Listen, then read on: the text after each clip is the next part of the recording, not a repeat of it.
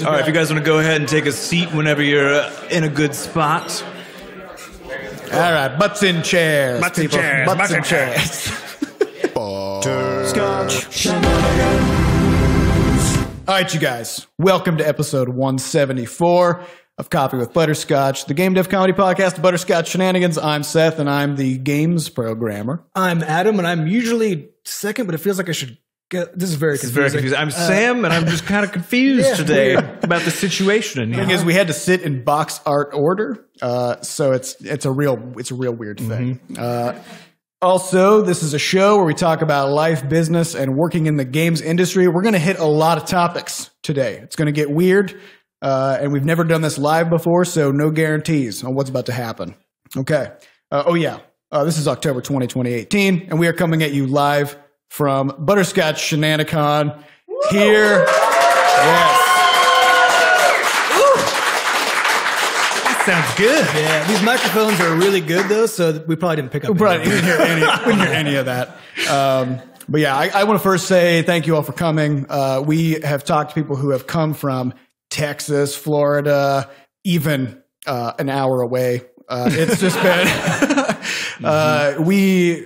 We were kind of questioning, like when we were deciding to put this event on, we were like, I don't know. I don't know if people will want to see our faces, and you guys delivered, and we appreciate that tremendously. This is amazing. So thank you all very much.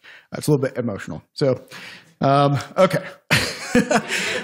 We'd also like to thank our recurring podcast supporters from moneygrab.bscotch.net. That's where we grab your money. That's where we grab your money. And we have a new supporter from this week who is here. This is Senolier. Are you where? Raise it. Yes. Thank you. Yes. Senolier says, 1 coffee for everyone in the BS crew. Also, roughly the monthly cost of the online games you convinced me to give up and actually pursue game dev with that spare time. It's the least I can do. Hey, thanks. You could probably do more, but he did say it was the least. Well, that's true. That's what that literally means. Yeah, so it's very honest. So, but we appreciate it. It's fantastic. And we also have other recurring supporters. So thank you guys very much for keeping the podcast alive and letting us do this, whatever this thing is. Yeah. So for this episode, we're gonna skip the news, skip the life stuff. We're gonna go right into questions. We sent out an email to all the Shenanicon attendees to gather questions from the audience so we could pre-screen them, because we don't know what you guys have been getting into. We don't know where you come from. I don't know what you're about. So we decided to pre-screen these questions, and we have, I think, who has questions? Give it to them. Okay. So we printed out your questions, gave them back to you so that you can read them if you would like. And if you don't want to read it, then when we call you out, then just shake your head and just look like really uncomfortable. Yeah. Okay. So get red in the face, sweat if you need to. We'll figure it out, and then we'll go from there. We'll read it for you. It'll be fine. Yeah. All right. So first question comes from Isaac. Yeah, Isaac. This is the first live podcast question ever. Isaac, also known as Angrymuffin, who is a moderator who's been with us for a while. So thank you. This is one of the people who we're always thanking at the end of the podcast when we're rambling. So thank you, sir, for your service. You're welcome. Yeah. Oh, you got to get a little closer. Get up in that mic. Get up in there. Get your face on it. Yeah. Can you hear me? Yeah. Yes. Okay. Yeah. So I decided to ask kind of a weird one. If moonlight is actually sunlight reflecting off the moon's surface, which we all know it actually is. Yes. Why does it not kill vampires? Right. This is a great question. Great. All right. Thank you, sir. Thank you. Thank you. I like that we're starting off with the hardest hitting questions I think we've ever received. Yeah, we got to go deep on this. It's square in our wheelhouse of game development, life improvement, and vampires. So the question is, just in case we didn't get it on the mic, the question is, if moonlight is simply sunlight reflecting from the moon, why does this not affect vampires? Well, we got to first clarify which vampires we're talking about. Are we in the Twilight? Are we I Am Legend vampires? Yes. Are we? What sort of flavor of vampire are we talking about? Because we know that some vampires just sparkle when they are struck by gorgeously, I might add. Maybe sparkling is actually just a very slow form of decay. It could be. So maybe it actually is very slowly murdering them. but they also look great. Yeah, they just look great while it happens. Isn't it just how the sun normally works for us? I mean, yes, that is true. Yeah, so they're just regular people. They're just regular folks who reflect light a little bit. Yeah, because I guess a similar question would be, why don't we get sunburnt by the moon? Can you get a moonburn? Can you get a moonburn? Yeah. If you're out, at a pagan ceremony for like the whole night, dancing around a bonfire, can you be somewhat moonburnt in the morning? Yeah. Great questions. I don't know if we can get. I don't know. But I think we also need to maybe take a step back. Okay. We need to think about the mythology around the moon generally, and maybe we can work our way back, to figuring this out. Okay, I'm on this train with you. Let's go. Okay, so werewolves. Yes. They are affected by the moon. Correct. Okay, but only when it's full. Perhaps is this a measure of the total moonbeam, the moonlight? You would think it's quantity based, and I'm with you. Okay, but I think there's something happening on the moon that's doing something to its light. Okay. So we got vampires. They can hang out on the moon. It's fine. Whatever's hitting that moon, bouncing off, it mitigates the sun, right? Werewolves. Sorry, regular wolves are fine. Werewolves have the opposite effect. Okay, the light hits the moon, something happens to it. That's true. And now it triggers something, primal within them. Okay, so I don't think it's about quantities. I think it's about the moon. The moon. So what is the moon? What's the moon made of? It's cheese, right? Cheese. Yeah. Okay. Everyone knows this is a lactose problem. And we know that's what it is. Because dogs love cheese. Dogs love cheese. Vampires are probably mostly indifferent, I guess, because they just like blood. People love cheese. Well, if the moonlight is actually cheese light, there might be a garlic situation as well. We have a garlic cheese moon which reflects light and infuses it.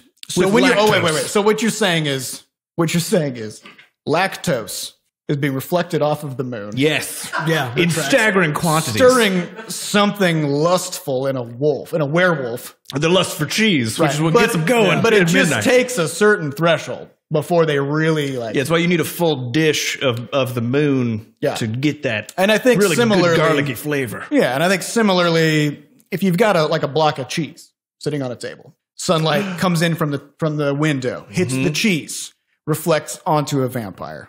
Nothing happens. No, that's a good point. Nothing happens. Yep. That's true. I've never seen that. I've never seen that before, ever. Yeah. So, did we get it? I think we got it. Okay, thank you very much, Isaac.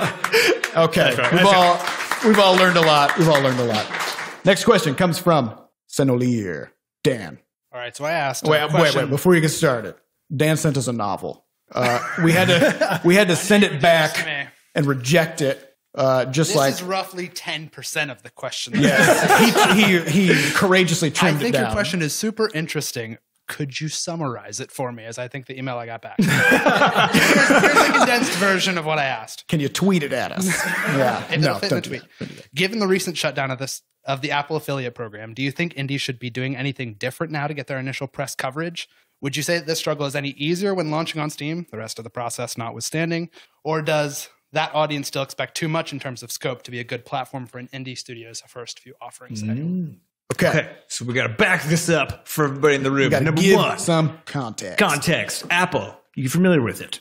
It's a large company. Heard of Apple? It's worth approximately a lot of money these days. Okay, it's worth our current fiscal debt, I believe. Yes. So it's an entire country by itself.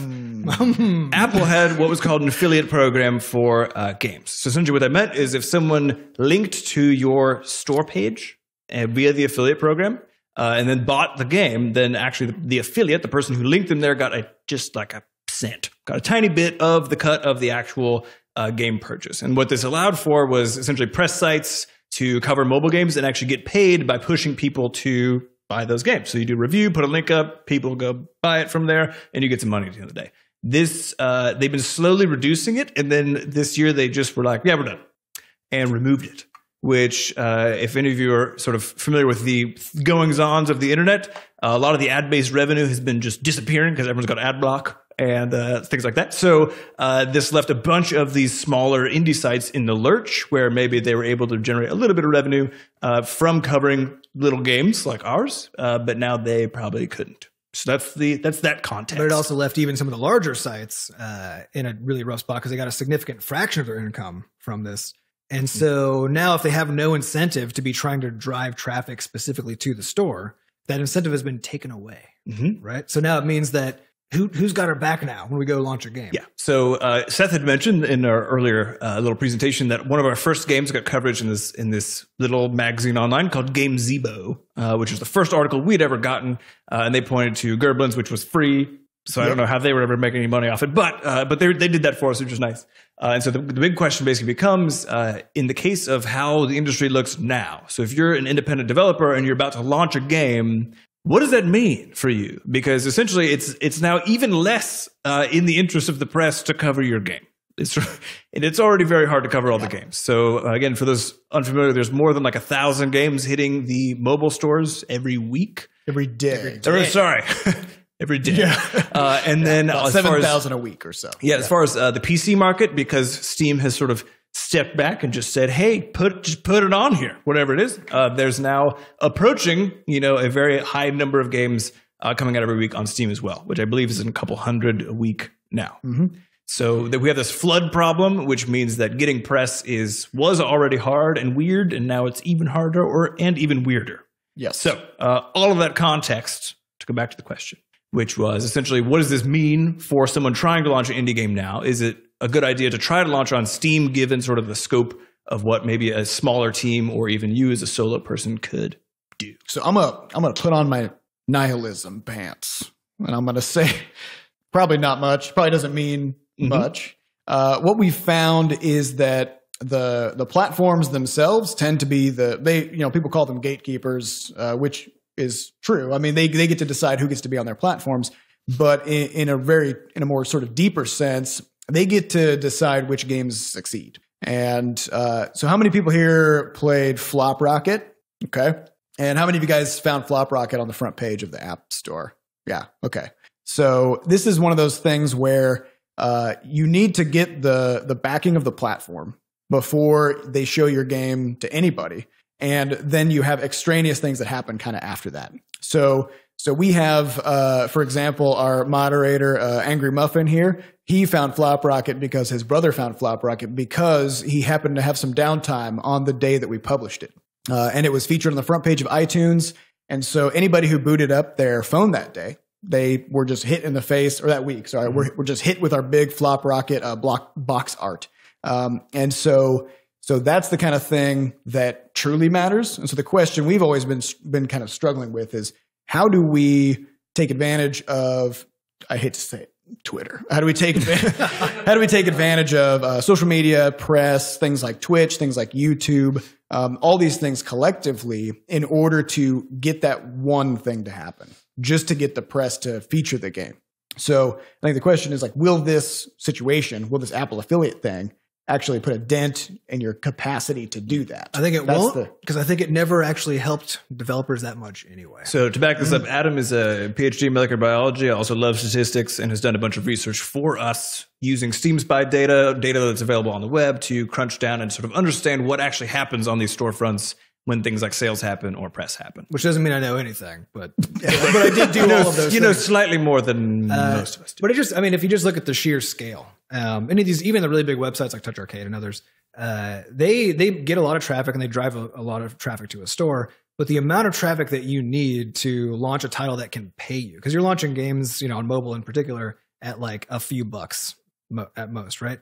And so think of the number of people who have to buy that game for you to pay yourself for all the labor that you put into making that thing. It's a lot. There is no website with or without an affiliate program that could drive enough traffic to actually pay you for the work that you put. I mean, each of the controllers at these demo stations, that's like 3 copies of Crashlands right there. Yeah. We basically measure things in copies of Crashlands, right? I mean, this event costs some number of copies of Crashlands. Yeah. It takes a lot. It takes a lot of sales to actually do that. And basically as far as we can tell, just the thing that matters more than anything else is getting the attention of the platform holders and getting on the front page.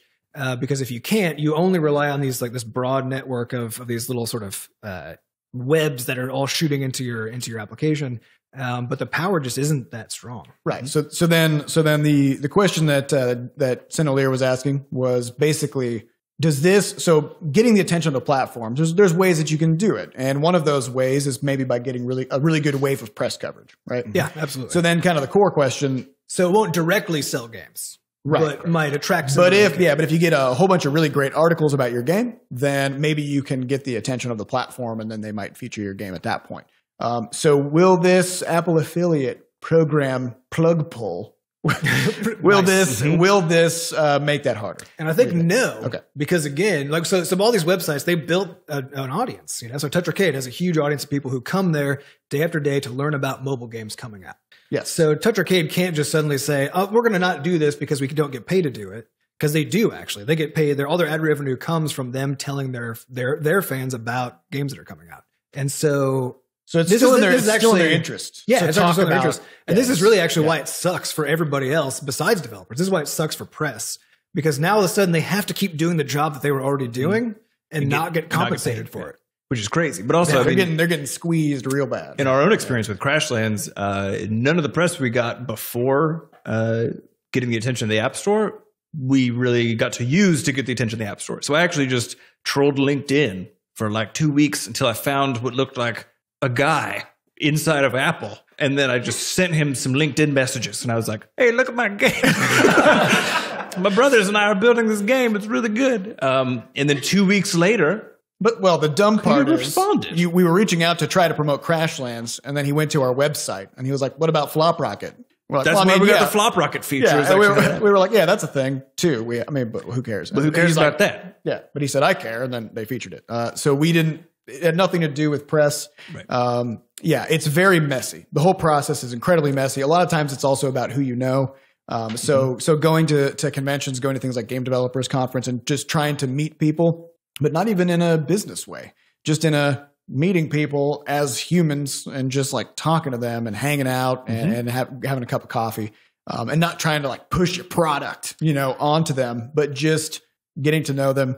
Cause that would be one of the bright spots of them for them at the convention is getting to just hang out with you and just in the midst of all the chaos that they're putting up with, just hanging out with somebody who just chats with them and just wants to hear what's going on with them. Right. Yeah, so speaking to this, I mean, like a big part of our strategy has been to essentially try to go tardigrade mode, which is essentially become a tardigrade, which is you guys know what a tardigrade is? It's a water bear. Okay. Yeah. It's a tiny creature that can basically exist everywhere. It can exist in space, I believe, and then you could take it out of the vacuum of space and just kind of heat it up, breathe on it, and it's like, I'm good. And so our whole goal is essentially to make it so that our studio can survive. It's sort of like it's a Pokemon that only has Harden, I guess. It's like a metapod. It's a metapod. Yeah, a tiny metapod. Yeah, so that's been sort of our goal as far as how we set up the studio. And the reason is because we know that the time scale you're operating on when you just go to a conference, for example, and make friends with people is years. So actually, a very good example of this, 2 days ago, we needed to get a translation of our store page in French for Crashlands. And just that morning, I had got an email from a guy who I had met, and he saw a presentation that we were out in San Francisco this past week. Someone had a thing of Crashlands up, and he said, oh, it's nice seeing you at this conference, ha, ha, ha. He happens to be a French dude. And so that later that afternoon, I said, oh, by the way, this seems like a nice cosmic thing. Could you please translate the store page for me? Because we don't know anybody else and you're our only hope. I met that guy 2 years ago. And since then, like I've gotten lunch with him twice at GDC or at some other events and just kind of been hanging out. But otherwise, there's no actual agenda in place for any of that because there can't really be. So the one downside of this is that you have to structure your activities and your company around just surviving, because you actually can't pull the value out of a lot of these networking things until years down the road. And it's mostly unplanned. You got to survive long enough to take this shotgun approach of networking, make friends, just get in, and we also love doing things like this, where we do give talks and things like that, where we can make both. It's good for us because of course it puts us in front of a crowd, which is always good, publicity. People see you, but also it allows us a really easy way to then talk to people. Because after you give a talk or you're on a panel or something, then people will come up afterwards and they'll just want to chat about stuff.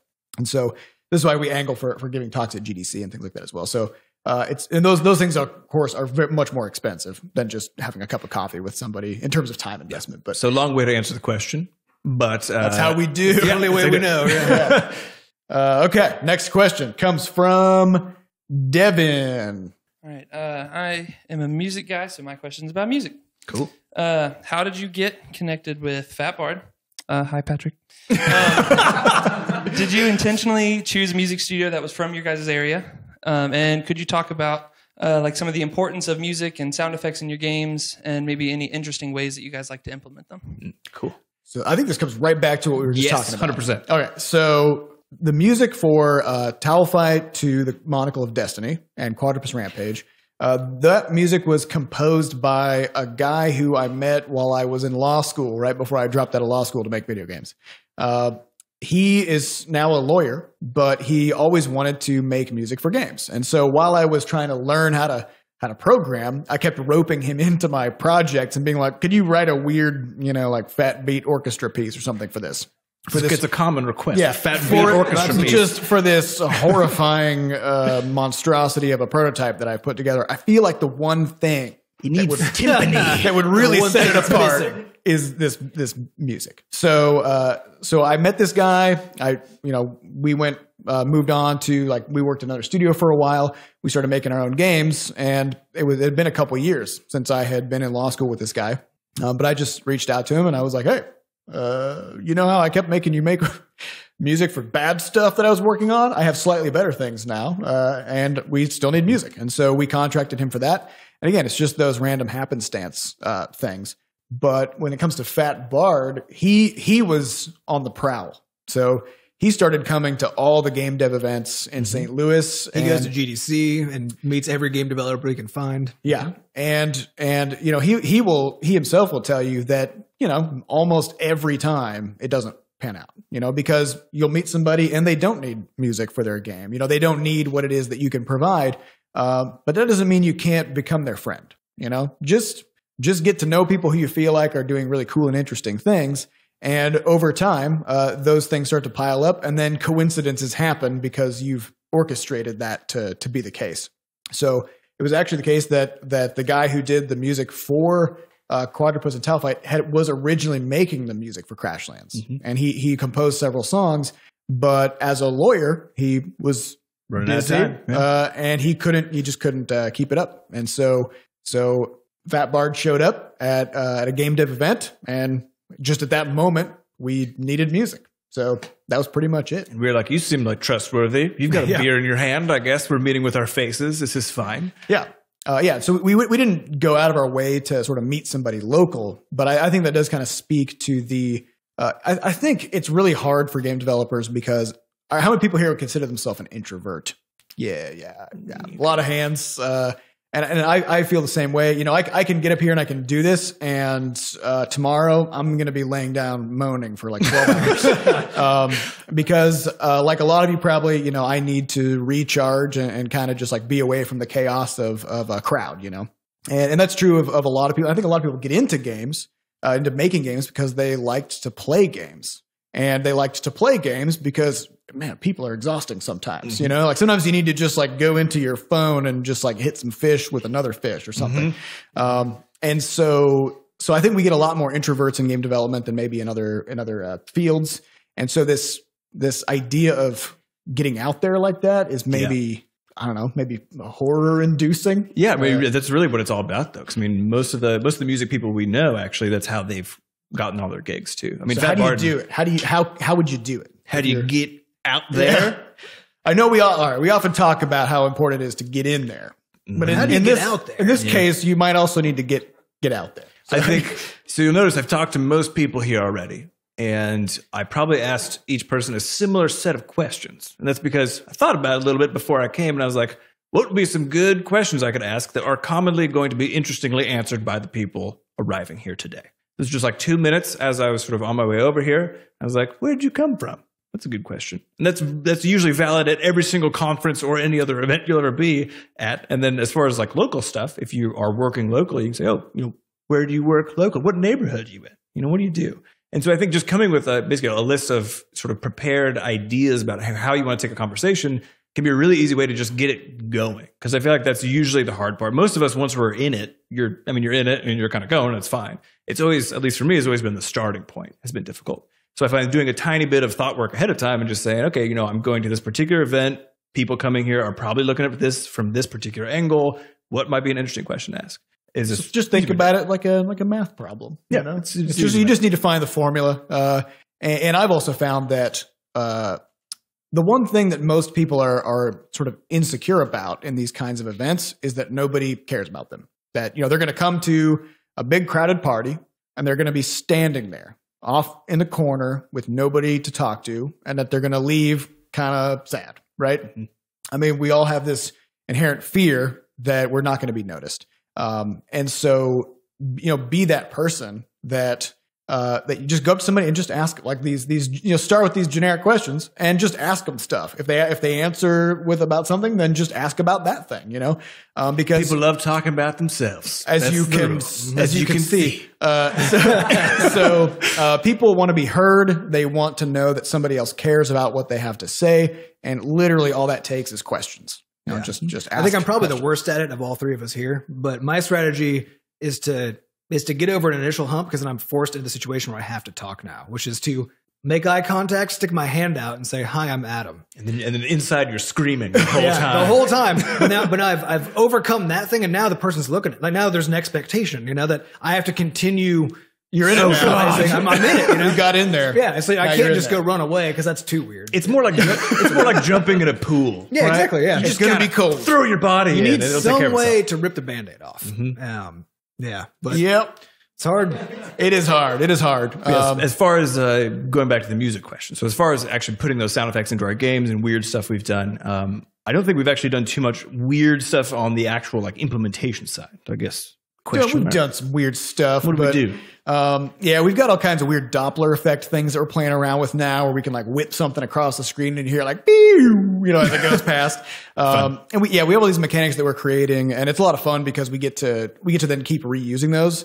One of the things you may notice in a game like Flop Rocket is you pick up a series of coins and it's like, it kind of works its way up. Kind of losing my voice a little bit, but it kind of works its way up in pitch. And that's like a nice little satisfying jingle that you kind of keep hearing over and over again, which also kills the monotony of hearing the same. If you go back and you play an older, an original Mario game or something, man, those coin sounds really start to hit you after a while. Also, we just ruined that for you because you didn't notice, but now you cannot unhear it. And so a lot of the work that we do on the programming side is then, these kinds of things are a specific implementation the first time. We got to hand code that. But then once we create a system out of that, then we just have that toy that we can kind of play around with. And so developing things where we can queue up playlists was a fun thing we got to do for Levelhead, where we can put a bunch of different songs and then it'll shuffle them around and we get all that great stuff. I think the weirdest stuff comes from just how the effects are made. Yes. So oh my God. Many of the sound effects and Crashlands of the creatures and stuff is Patrick screaming or gurgling into tubes, just really weird stuff. The Glazer, which is a laser shooting, it's like an elk gazelle sort of a thing. Sure, yeah. Yeah. So when you sort of encounter this creature and it gets mad at you, it's kind of got this weird noise. It's pretty good. Well, we got the sound effects and we listened to them before we put them in and sort of give any feedback. We got the sound effect and we're like, what?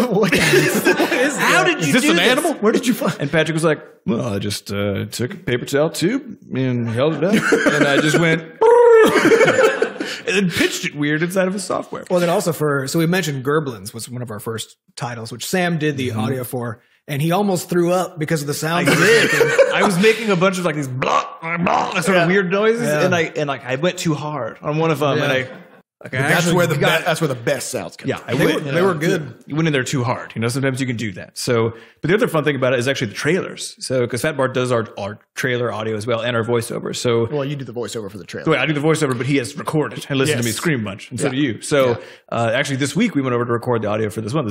We literally baked this trailer yesterday. Made it on Tuesday through Thursday this week. This trailer was finished yesterday. Yeah. So the one that you guys just saw that we can't say anything more about on the podcast. Oh yes, of course. Yes, it's a secret. But it was there. So I go over there and then get to do the voiceover thing, which is super fun. And he's just sort of rapidly editing stuff. He's like a magician. He's rapidly editing stuff as we're going.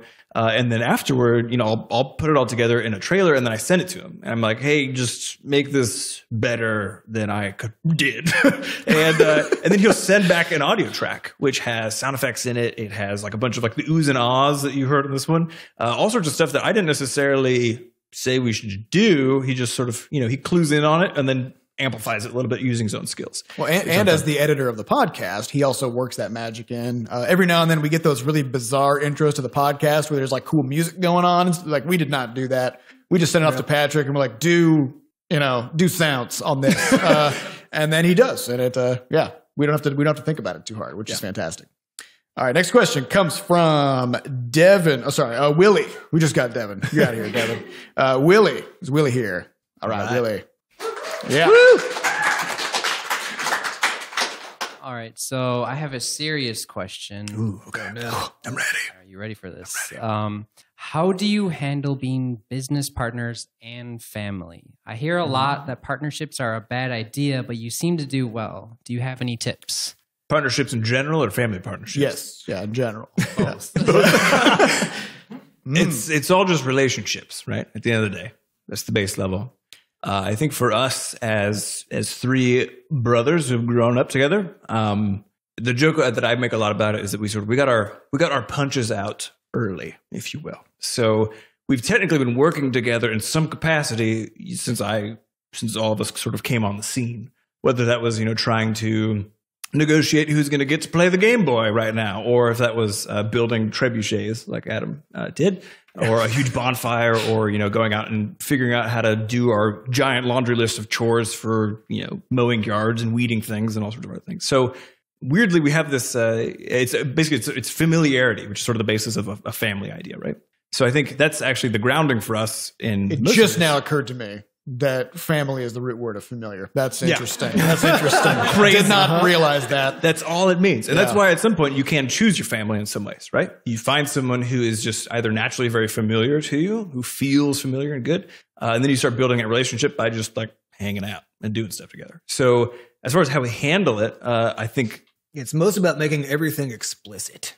Yeah. Not with, profanity also, but tons of profanity, which does help. It lubes things up a little just bit. swearing constantly. But it's just making sure that everyone has assumptions all the time about what's going on with other people. And you just we basically have running monologues in our brains about everybody around us. We're like, this person must think this about me. This person must think this about X, whatever.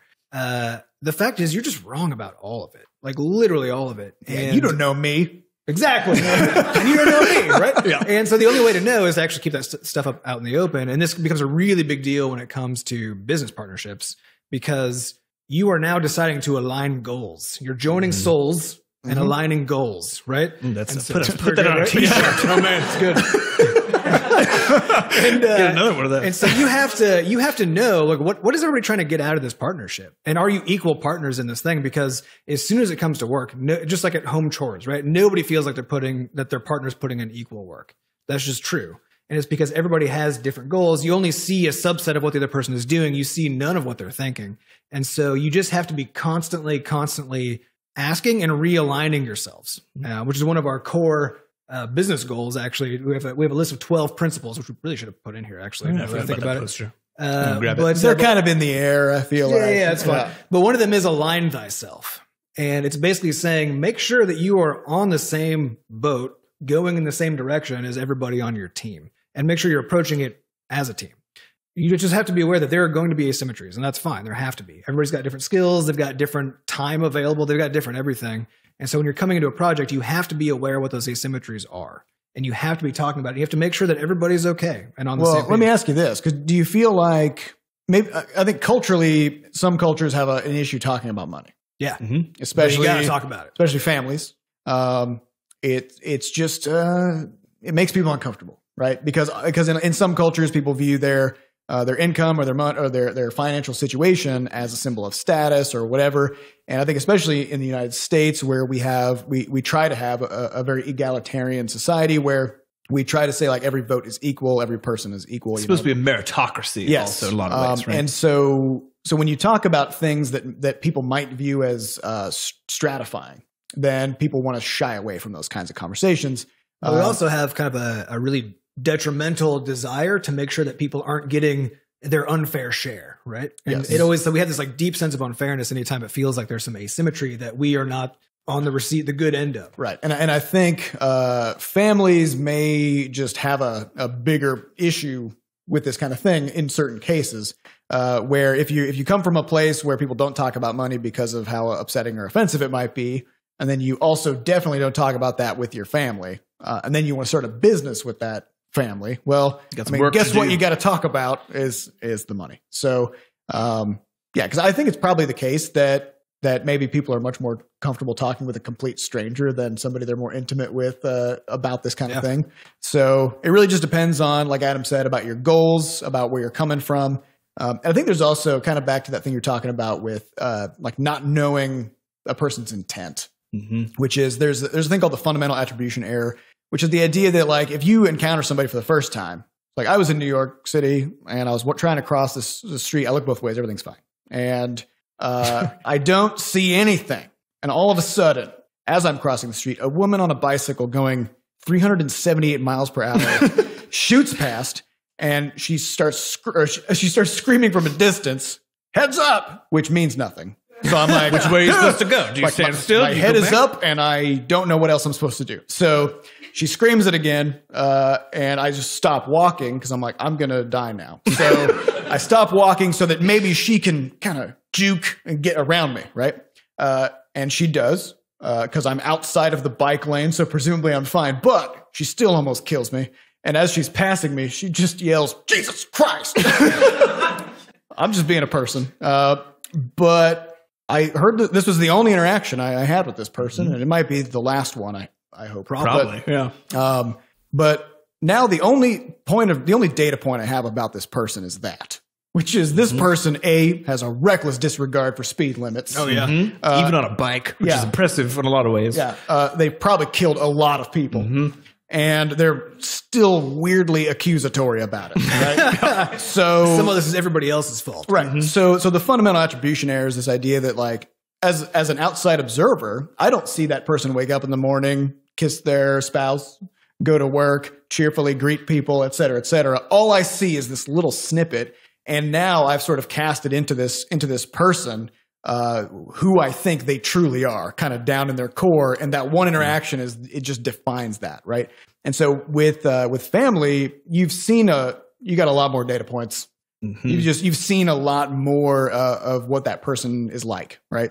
And so I think it does allow you to kind of get away from some of those interpersonal conflicts that come from assuming that just because you had a bad interaction with somebody, that means that person is just like that, or that's just a bad person, right? Though you also, it's a screening thing, right? Because you also know the other way. Because if it actually has only been bad interactions for your entire life, probably then you know. Then you know that you're right about that person. I think the other interesting thing about it is that it's largely about just keeping stuff out in the open, and in most cases, like essentially coaching one another on how to talk to one another. So just an easy example of this. So I'm not a person who takes feedback super easily, or rather, I did not used to be a person who takes feedback super easily. You would say something like, "Hey, this piece of art needs changing," and I'd be like, "How dare you challenge me?" And so, the classic move was Sam would make an art asset exactly one time, and if any of us said anything about it, like, "Oh, just have a little," then we would get the look. And I'd be like, "That's fine. We'll just have that one art asset." Basically, over the course of years, we've had conversations about this. Not only though from them, because I know this is a problem. I'm well aware of the fact that this is a bad way to operate. As are we. Yeah, as are they. Very keenly aware.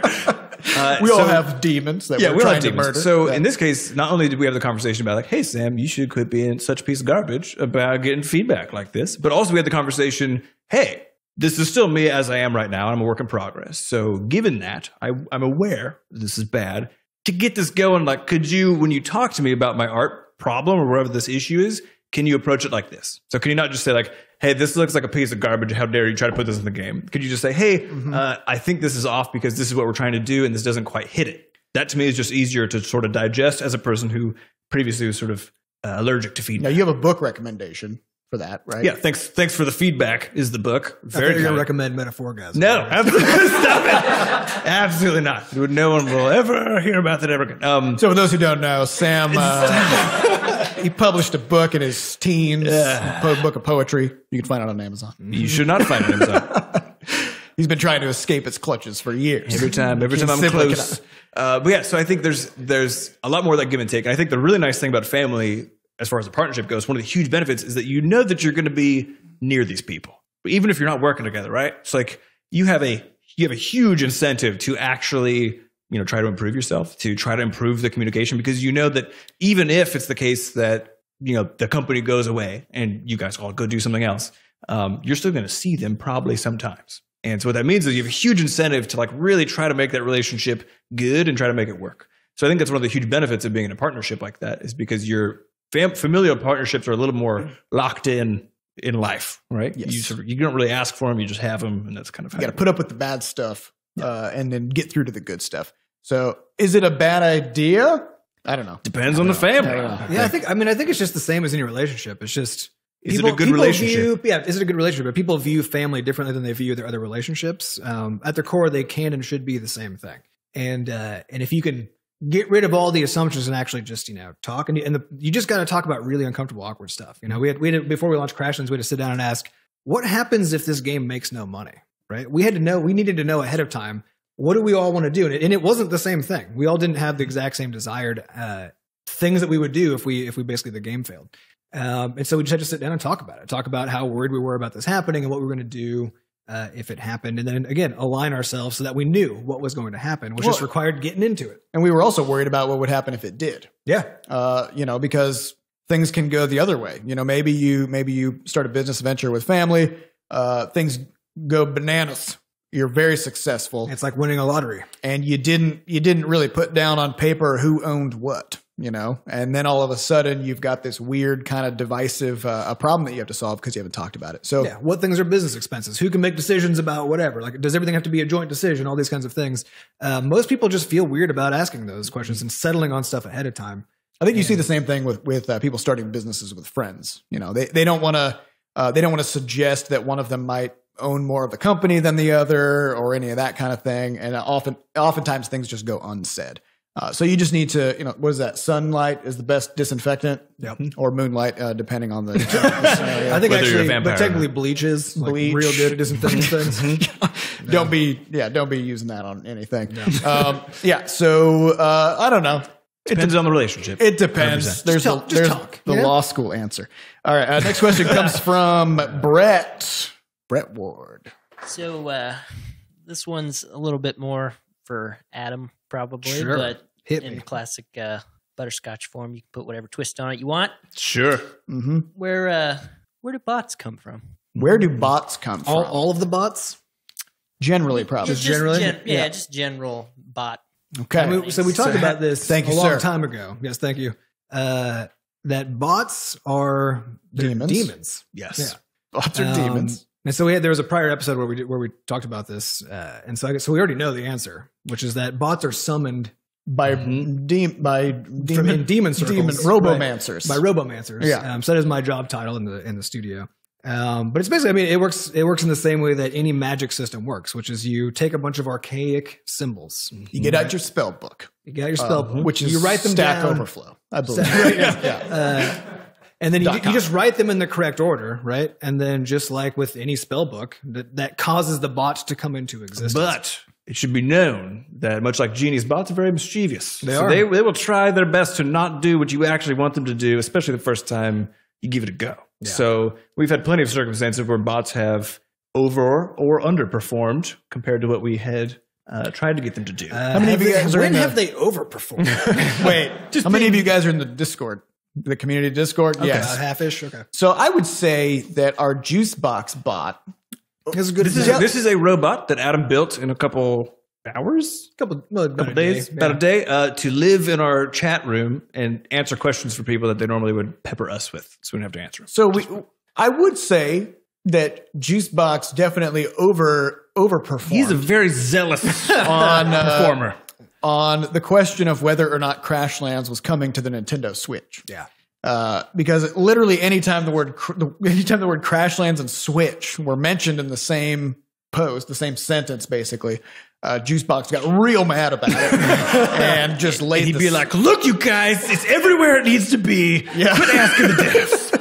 Yeah. But this is the beauty of bots is because it's not us. Yeah, it's not my fault. I mean, sure, we didn't say anything. Juicebox just flying off the handle again, you know? Yeah. It's just mischievous. Yeah, it's the same deal with multiplayer. We don't people mention that. Crashlands and multiplayer in the same sentence. It's the same deal. It comes out, it's like, no, this is not going to happen. Go away. Even if they just said something about playing Fortnite and then something about Crashlands. It's just, he'll attack. So I think we have had overzealous bots before.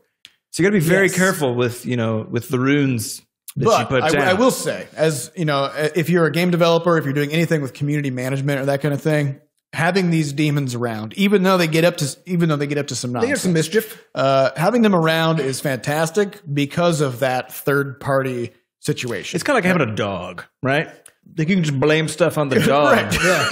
You're like, oh, whatever. I mean, sometimes I'm talking to my wife, I'll just look at the dog and I'll say something to my wife, but actually to the dog in a dog voice. I'd be like, oh, well, she's really getting really aggravated about this, isn't she, Yogi?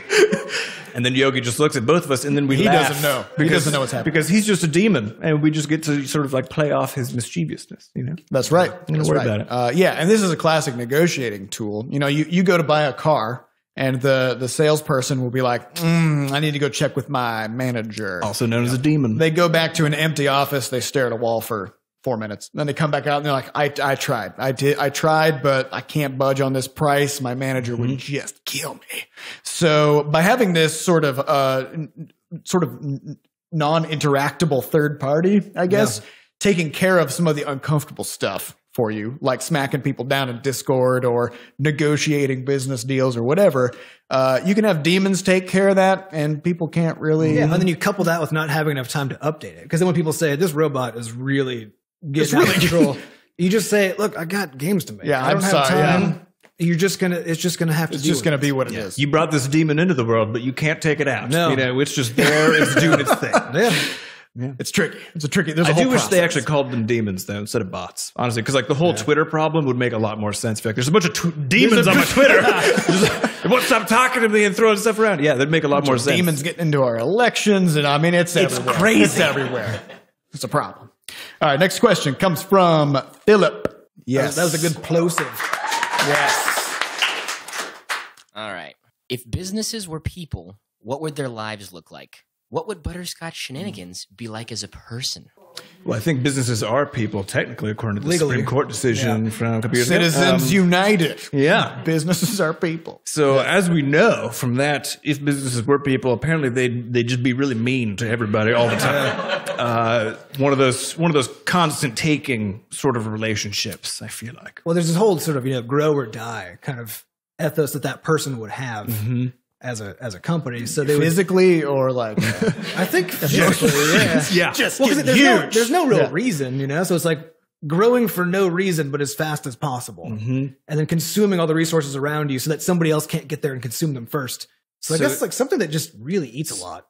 Well, I bet envy is also a big part of it, right? You're always looking at your competitors. Can't ever focus on your own products. You got to look over there. What do they do? There's a Why thing are we doing okay, that? so there's a thing in business called a SWOT analysis. How many of you guys know about this? All right, it stands for Nice. strengths, weaknesses, opportunities, threats. So you make this little Matrix. It's SWOT. Oh, it's SWOT. Okay, I was real confused. There's no A. SWOT. It's SWOT analysis.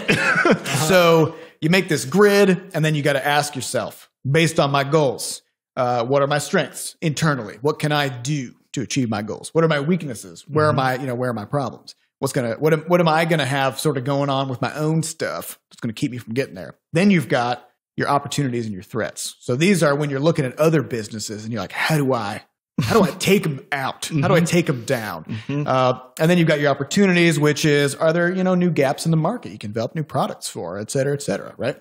So it's like internal versus external. Now, this is a common tool in, business management, stuff like that. I feel like it's kind of weird if a person did that. That's exactly what I was thinking. If you self-apply that, What are my threats? What are my opportunities? I can just get in there. yeah, you just become like the worst person, but also who's very well aware of your faults. At least I hope so. But it kind of depends on like, is it the intern doing this, or is this like a person who's been at the company for 20 years? Because a lot of people probably don't actually do very good on the weaknesses portion, even in companies, about like actually establishing what their weaknesses are. I think actually there's no real difference between a company and a person. But I mean, like just even just like deeply because let's go. A company it's made up of a whole bunch of pseudo autonomous parts that don't really know what the other parts are doing, right? Like, just like a person. Yeah. Okay. So sure, maybe like this a company, liver. like a sure, for yeah. example. So maybe this company's doing a SWOT analysis. That's fine, but a few people are doing that, and they're just making stuff up the whole time. That's true. Right? In the same way that we just go about the world making stuff up. We don't know what's happening outside this room. Yeah, we're constantly looking for threats. Yeah. We're doing all this thing, all the exact same stuff. And in the end, we basically are doing a whole bunch of things, and we don't really know why.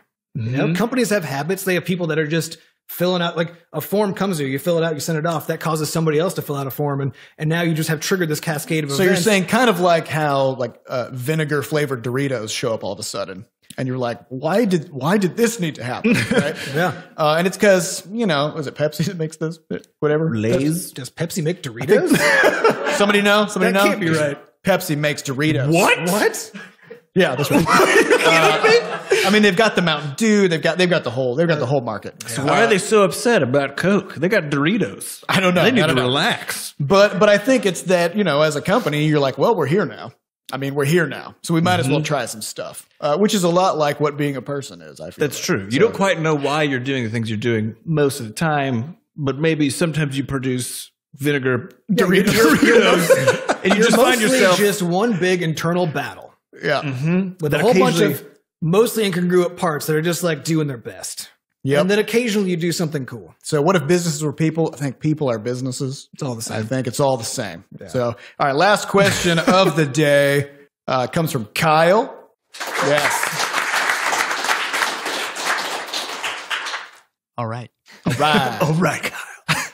The three of you are greeted by a game developing genie who grants you the ability to fire out any code, art assets, or robots and web tech that the three of you could ever possibly desire for the next 10 minutes. What game do you make go? Well, I think we've already established that genies horrifyingly mischievous creatures at their core. So Yep. this is one of those. This is just a programming problem again. So how do you entrap this genie such that it actually makes the thing you want it to make? Because even when we try to make the things we want to make, we never end up making that. So as you probably just saw from the presentation. So yeah, how do you approach this genie in the first place? I'm not even worried about what we're making. No, I would run away immediately. Do not engage. Do not engage with that genie. What does it even take to trigger the wish? I hope you don't have to think it, because that's just then you're toast. done. Do you have to say I wish that this, and then it waits and it's like maybe that was a period, so that's your wish now? Right. Or like how does that Is work? it a semicolon? You got to That's end the your statement. sentence with a semicolon. It's too complicated. You just can't trust what's going to happen. You can't predict how that relationship is going to go. So I would just leave. Do not get involved with genies. Yeah, we would have to. Don't go messing We would around just with have to genies. abandon the office. Yeah, That's the we'll be genie's back in office 10 now. minutes. We're on a Yeah. coffee break. Do not follow us, demon. Yeah, I think that'd be And acceptable. we just have to keep on paying the bill just so that nobody else goes in there. Okay. I think that's it. Don't touch genies. If you take nothing else away from the Shenanicon, Stay safe. Just get away from genies. All right. Thank you all very much for attending the first ever live Coffee with Butterscotch episode. Thank you all for coming to Shenanicon as well. And we will see you guys next year. Thanks, guys.